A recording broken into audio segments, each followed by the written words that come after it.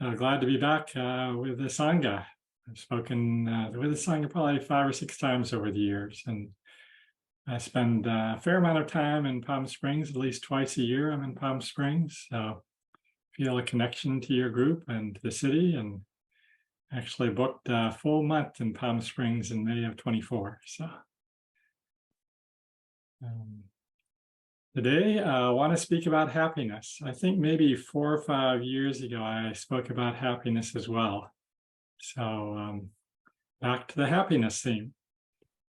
And of course, happiness is, it is a path of happiness, a path of practice, of being present, aware, mindful, connected with our moment-to-moment experience.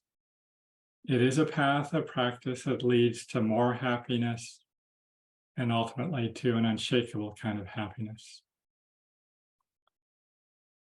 So there are two kinds of happiness that I'll recognize today. One is worldly happiness. The worldly happiness that comes when we're maybe just enjoying good health. Things seem to be going our way. Maybe just the pleasure of having a good meal or looking at the beauty of the mountains that surround Palm Springs. That's a worldly kind of happiness. And the Buddhist path of practice opens to a deeper kind of happiness that is called sukha. It's a contented, peaceful kind of happiness. It can be described as like a refined experience of comfort and well-being. And this kind of happiness is ultimately independent of the conditions of our lives and independent of the conditions of the world. So it's a process of opening to this kind of contentment and peace gradually, and becomes a place of practice.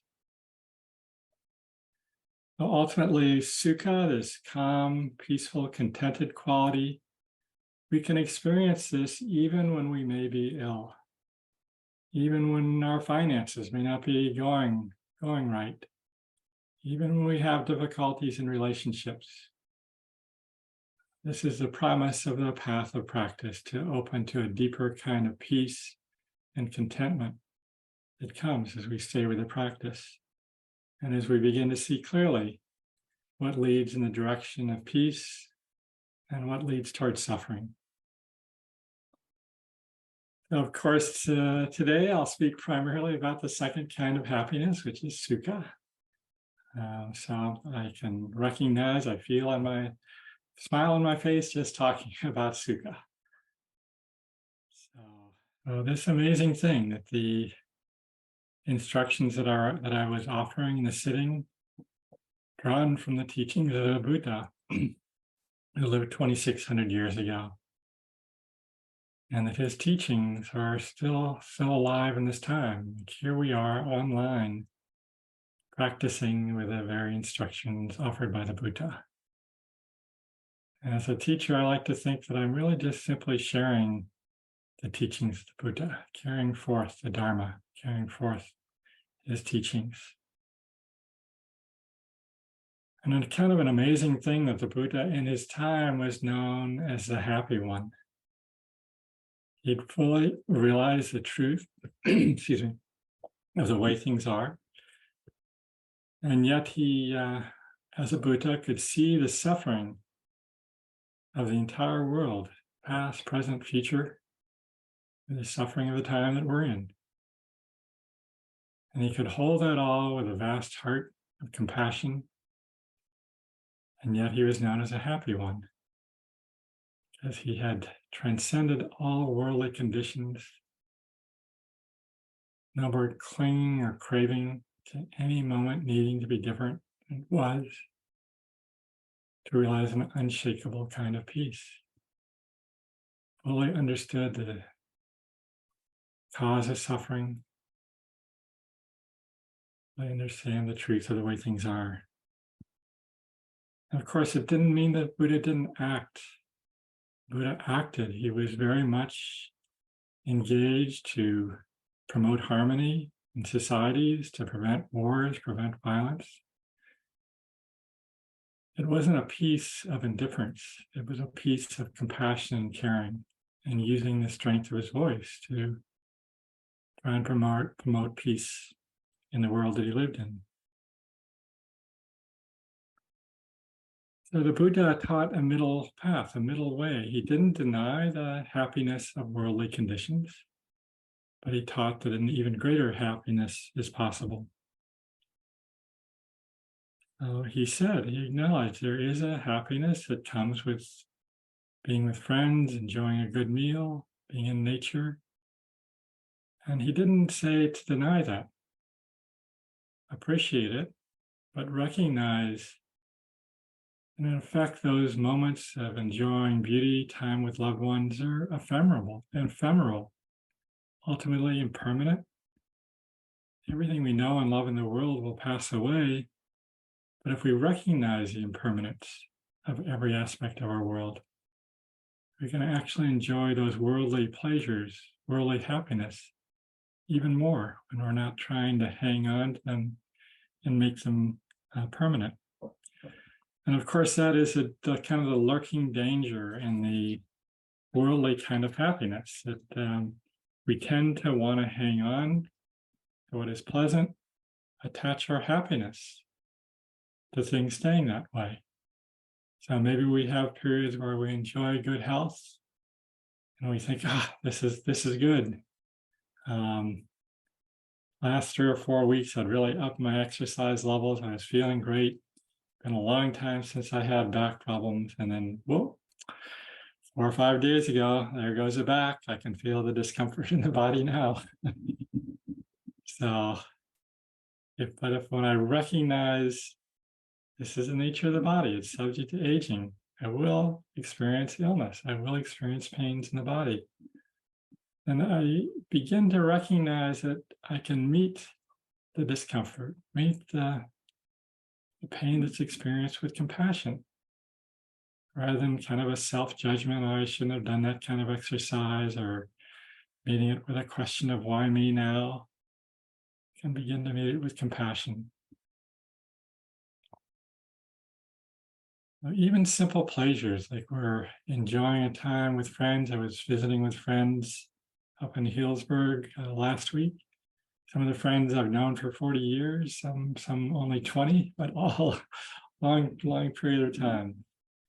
And I was a little bit apart from the group in the afternoon as they were enjoying conversation, and I could just practicing. I was being in the body, present. It was really a moment of beauty to see nature, to see my friends, and to know it was ephemeral, just a moment to be enjoyed, moment of beauty.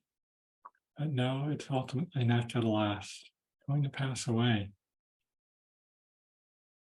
So it's amazing for me, after all my years of practice, of mine still falls into confusion.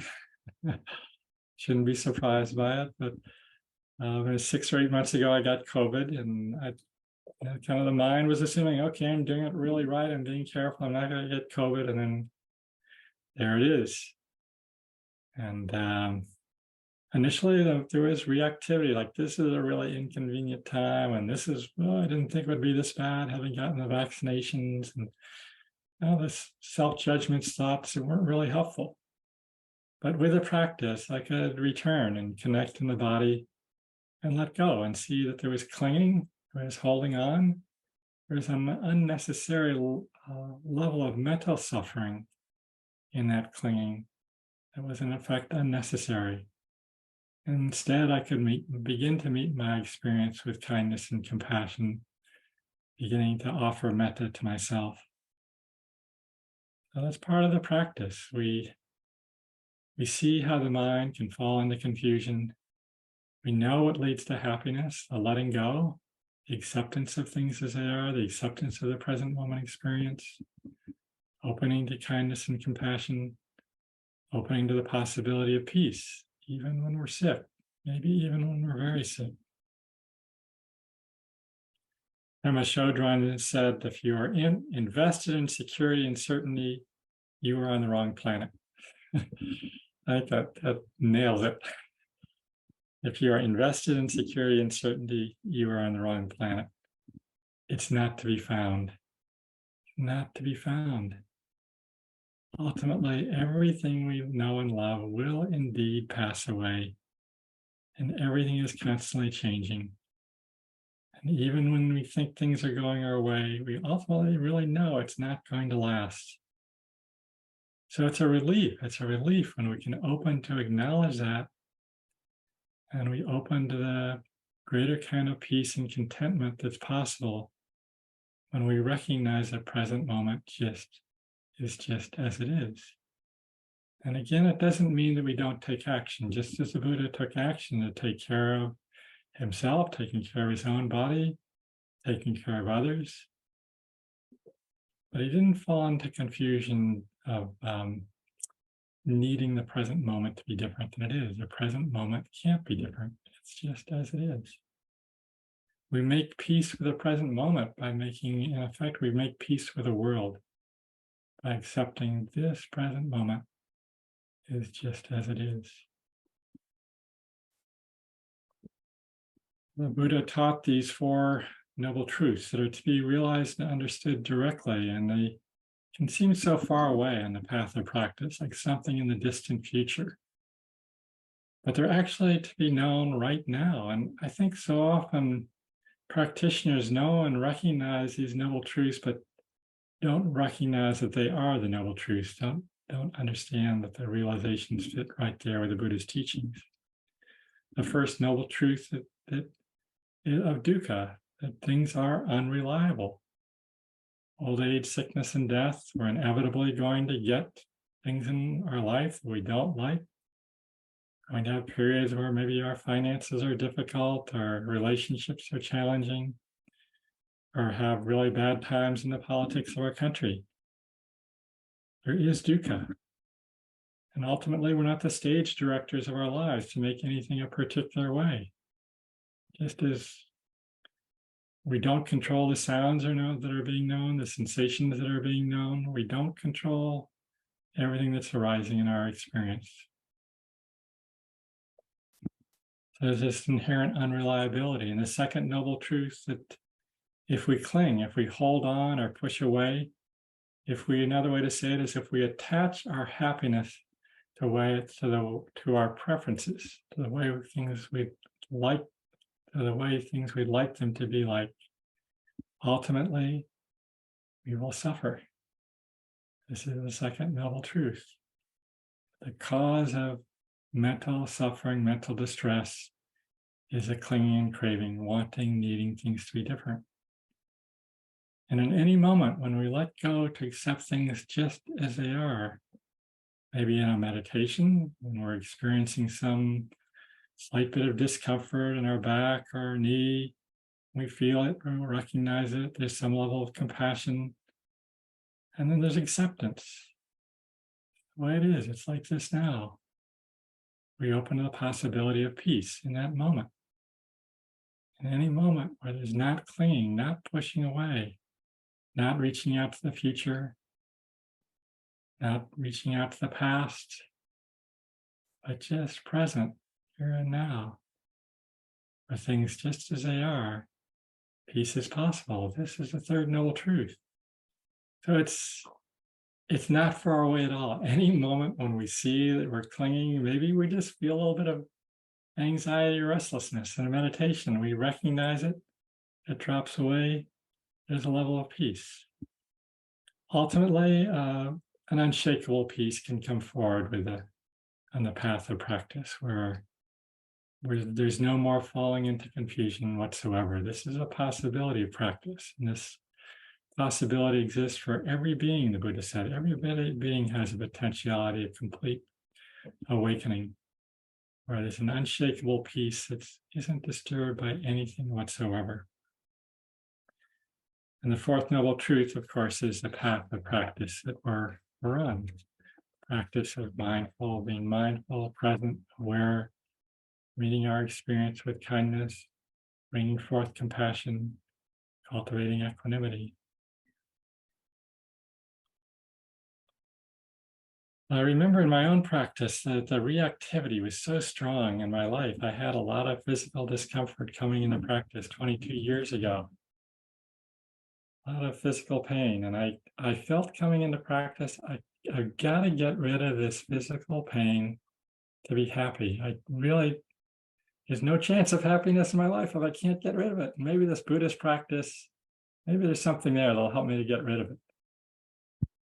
And it was kind of shocking for me when the teachers said to me, turn toward your experience, be intimate with the direct experience in the body.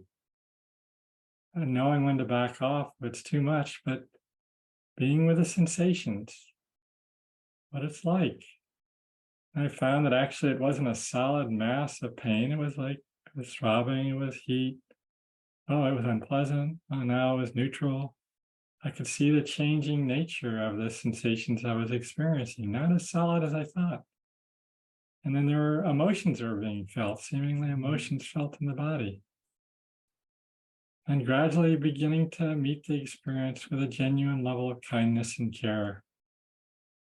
And the remarkable thing was that ultimately, over a course of several years, those sensations just were recognized as sensations. That all of the distress I was experiencing, at least in this case, was a mental reactivity. It's just a reactivity to not liking the sensations. And actually, you still get those sensations in the body. They're just sensations. They're just part of the field of experience. And there's seeing, there's hearing, there's sensing. The sensations are sometimes neutral, sometimes unpleasant. But there's very rarely, once in a while, there's some sense of getting caught around it, clinging to the experience, needing it to be different. Not very often. But this is a part of the path of practice. There's times when this mind still falls into reactivity. Maybe around something someone says that I find unpleasant, that I disagree with. And there may be some anger that arises. And that's part of the path of practice too, our practice in the world, to recognize the emotions that arise, be present with them. Sometimes they drop away. Maybe it's just a little bit of aversion or fear and we see it. Buddha said to keep turning toward the experience. This is kind of the uniqueness of what the Buddha taught, is not to deny or push away, but to be with. And so sometimes aversion, fear just drop away. But sometimes it's like the crying baby that needs attention, as Thich Nhat Hanh says. We need to be with the body, in the body, with a feeling of anger, with a feeling of fear, seeing what it's like, being kind and gentle with the experience, and ultimately recognizing through that experience the emotions we experience, even the strongest reactivity. They're not personal. It's not who we are. They're just part of the human field of experience. So over the years, I think I've learned to begin to make friends with fear, with anger. It's just fear. It's just anger. It's not my fear or my anger. There's no such thing as an angry person or a fearful person. It's a false level of identification. There's fear and anger arising. And we need to keep seeing, recognizing these experiences too, to open to the deeper kind of peace, happiness, contentment that's possible. I was remembering today, I didn't look it up online, so hopefully I got the facts right on this, but it was about 15 years ago, I was listening to an NPR on the car radio, and I heard an interview between Cokie Roberts and Leonard Cohen, the musician, author of the great song, Alleluia. And he'd been in silence, Mount Baldy, a Zen center. He'd been in silence for several years. And he'd entrusted his life savings to someone to invest and manage. And when he'd come out of his multi-year retreat, everything was gone. And Cokie Roberts was interviewing Leonard Cohen about that. And she said, well, how did you feel about that? And he said, well, it happened. this perfect level of calm and ease. And she said, no, I really want to know, what was your feeling? What were you feeling about that? She just couldn't understand that he could be peaceful with it. And again, he said, it happened, and I'm just here now. A beautiful statement of the benefit of practice, to not be shaken even by something like that. It's a deep level of sukha, contentment, peace. So I'm going to suggest now three suggestions on how to bring more sukha, more happiness, contentment into your life. Happiness, contentment, not dependent on material conditions of your life or the world. So 3 practical ways to bring forth more happiness, more sukha, contentment, to cultivate gratitude, generosity, and a sense of being in harmony with others, not causing harm. So just a few minutes on each of these.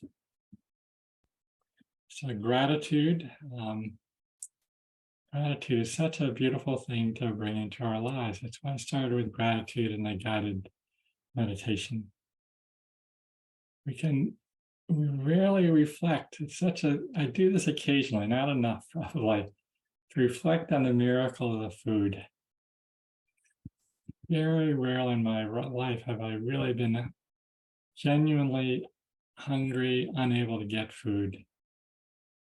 And we're so fortunate, most of us, in having that. And just the miracle of the inner connectedness of the web of interconnectedness that allow us to eat food. If we reflect on the people in the fields who plant the crops, grow the crops, care for them, harvest, we're connected to those people, in fact, who are caring for us.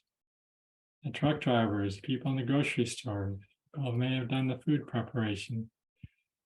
Quite a miracle to think of all the people on the earth and nature, sun, connected to the food that we're sitting down to eat. So it might be something you do tonight when you sit down for your meal, to reflect on the miracle of the meal that you're about to eat.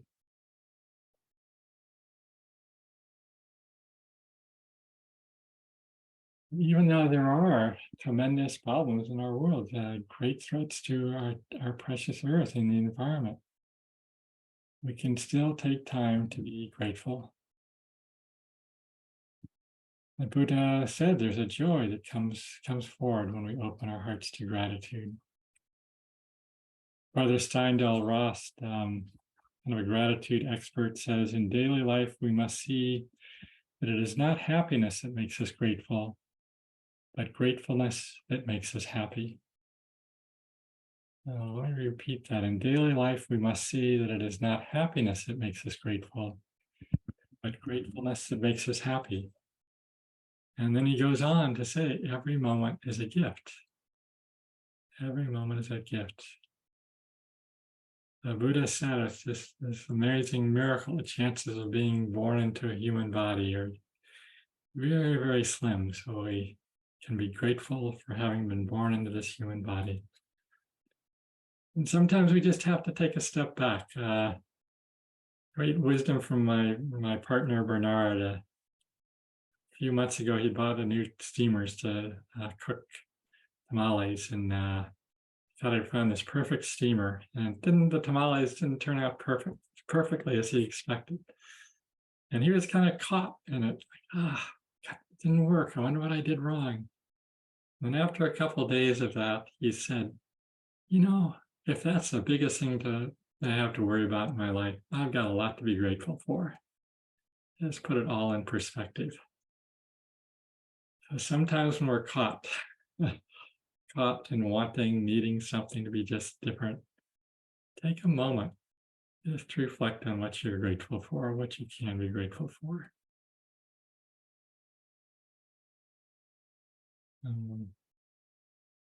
Dukkha also comes forward when we practice generosity. Generosity means giving without expecting anything in return.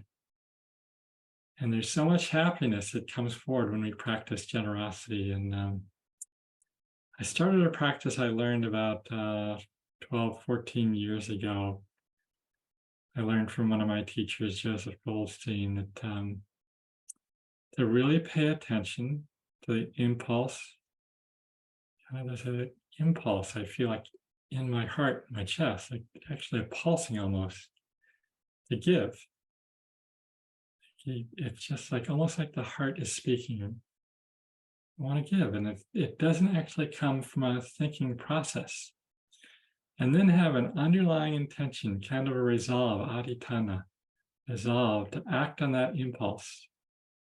And it's a rich practice. I can see at times I feel the impulse.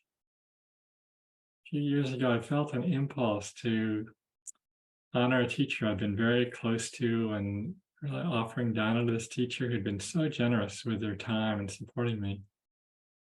And felt this impulse, and this is pure hearted. It felt good knowing I was going to act on it. And then I was like, oh my gosh, that's a lot I want to offer.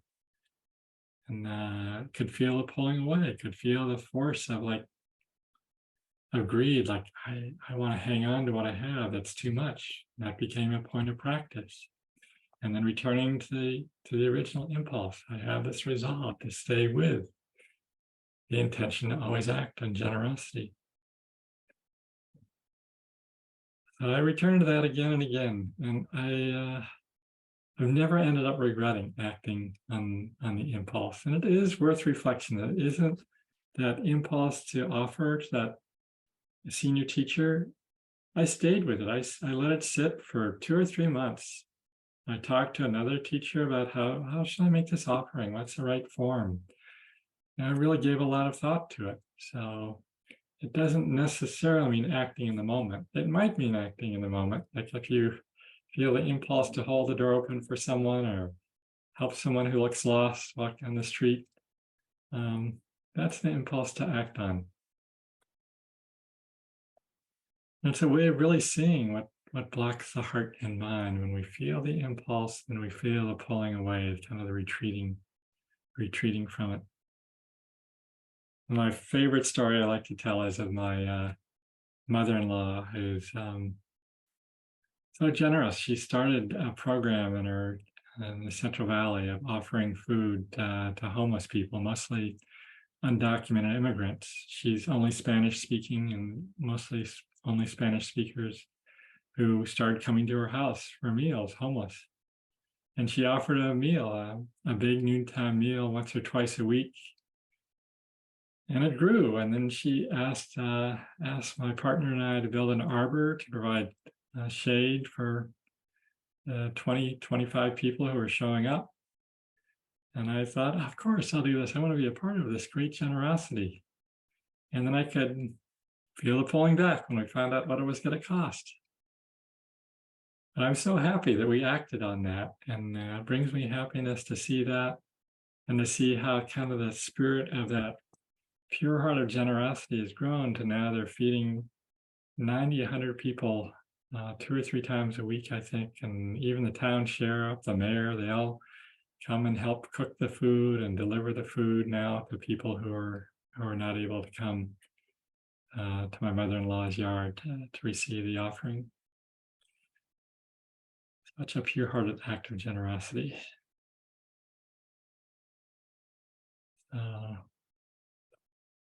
I really learned too, I did hospice work for many years, about 14 years at Zen Hospice, to listen to that kind of listen to the heart. It's like the heart that wants to give, that wants to offer, that wants to meet a need of someone suffering.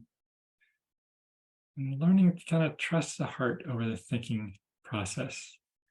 A lot of happiness that comes with that. There's a not needing in that when we reach out our hand to touch the hand of another being, or just listen, or just open our hearts to see the goodness inside another being. The third tool of practice I'm just mentioning today is sila. It's often translated as ethical behavior, but it really means not causing harm And ultimately, the understanding I like the best is acting in harmony with our own hearts, being in harmony with other beings, such that we don't cause harm in the world and we actively seek to do good in the world. Really being, the Buddha said, to really bring attention to our speech, to our actions, and even our thoughts as a way of cultivating a sense of harmony in our own hearts. And we can really connect with how we wish to be in the world with an open heart, with kindness and caring, and reflect on that at times. A quote from Gandhi that happiness is when our thoughts, words, and actions are in harmony. And the Buddha said that there's a bliss of blamelessness comes with the practice of sila, a bliss of blamelessness. One way I can connect with this in my own practice, and I know others can connect with this, when I feel like I've said words that were unskillful, I was short with someone, harsh in language, and maybe 2 hours later I sit down to meditate, I feel the shakiness inside, and the mind isn't steady and stable. And if periods where that hasn't, if I haven't caused any harm in that way, I haven't been unskillful in my speech or actions, I sit down and there's a sense of peace, not necessarily bliss, sometimes bliss, but there is this, Buddha is right, there is some bliss of blamelessness that can come forward. In my own practice over the years, I've seen this more and more clearly, that every action matters. The law of karma, every action has a consequence. I really have a deeper intention, a deeper motivation to be in the world in a way that's harmless. And there's a happiness that comes with that, but it's a practice. It's not perfect. I make mistakes. That's a practice. There's difficulties, reactivity arises. Trying to meet, intending to meet even the reactivity, even when the mind gets caught. Meeting that with kindness, with kind attention, and then recognizing in the recognition, in the being with, there can be a letting go, to a peace that's possible, a peace that you could say is really already here. It's only the forces of clinging, craving, wanting, needing things to be other that blocks us from knowing the peace that's already here. To begin to wrap up, there's two kinds of happiness: a worldly happiness. We can enjoy the worldly happiness, pleasures of being present in the world, being present with loved ones more fully if we just recognize that everything of the material world is impermanent. It's not going to last. It's ultimately unstable and unreliable. It's just the way it is. It can be helpful even to recognize at a deep and profound level that we're going to pass away, we're going to die. Oftentimes it's the biggest fear we carry in our lives, and to acknowledge it can feel like a relief. Everything will pass away. And then the Buddha points to the deeper kind of sukha that's possible when we begin to see and know things as they are. We understand the cause of the mental suffering, the reactivity, wanting, needing things to be the way we prefer them to be. Recognize that as a cause of mental suffering, and recognize a letting be, not clinging, not pushing away, not denying, opens to a greater kind of peace, a greater kind of contentment. And it actually means, with that peace and contentment that accepts the way things are in the world of our lives, we can have a clearer heart and mind, so we can speak to address injustice or hatred. We can have a clear voice that kind of others listen to because they know we're speaking from a place of peace, maybe of clarity, maybe a sense of speaking from the heart when we're not caught in confusion. And ending with this quote from Ram Dass, a great gay mystic. Being peacefully, I didn't know he was gay until after he died. I keep finding out famous figures who are gay, and I didn't only find out after they died. Ram Dass, being peaceful in relationship to everything made me realize my happiness isn't based on the situation being this way or that way. My happiness is one which embraces my sadness, and my love is one which embraces my own hate. That's the path of practice. That's a beautiful, simple statement of the path of practice. That's my offering of the Buddha's teachings, and makes me happy to have talked about happiness, and open it up for any questions or comments if anyone wants to share. So I'll close with the sharing of merit. No other announcements from the group. Okay. So may our practice and our time together be for the benefit of our own awakening, and ultimately be for the benefit of all beings. May all beings realize happiness and the causes of happiness. May all beings be free of suffering and realize the very end of suffering. May it be so.